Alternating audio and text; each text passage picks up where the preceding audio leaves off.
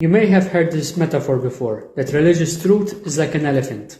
The different world religions are different blind men touching different parts of the elephant, and truth is whatever part of the elephant that they're touching.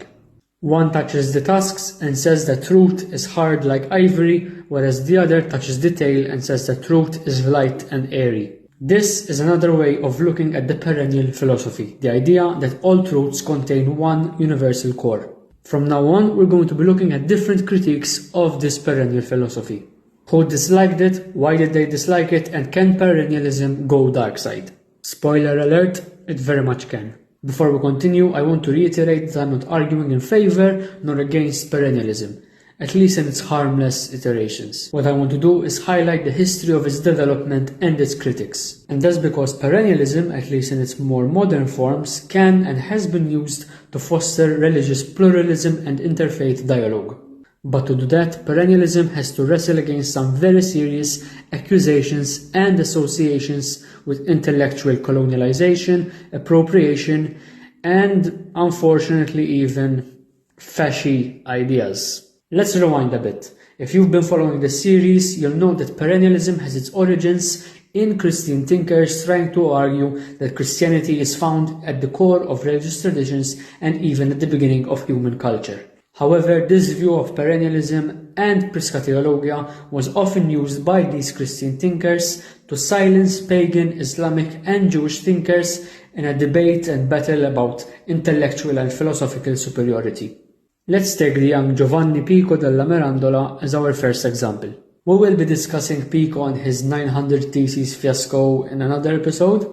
However, what's relevant for us today is the fact that this young Renaissance nobleman, who believed that ancient wisdom was first delivered to Moses on Mount Sinai in a form of Kabbalistic revelation, taught that this act of perennialism was a form of miraculous appropriation.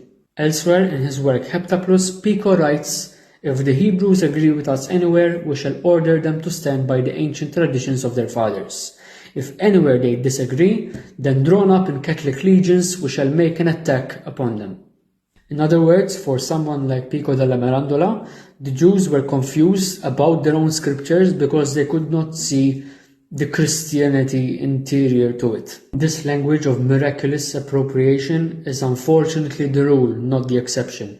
Thinkers like Ficino and Pico della Mirandola are going to argue in a way that posits Jews and Islamic thinkers as having misinterpreted their own scriptures, whereas the Christian interpretation is what is actually meant by whatever secrets are to be unveiled through this perennial outlook.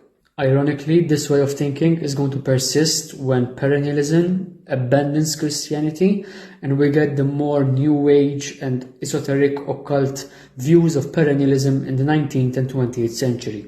These thinkers were drawing heavily on what they deemed to be Platonic works and finding links between their own Christian religion and whatever ancient wisdom that came down to them, or at least in the texts that they had at the time. In the next episode, we'll be looking at a different critique of perennialism, one that focuses on the mystical experience rather than the historical lineage.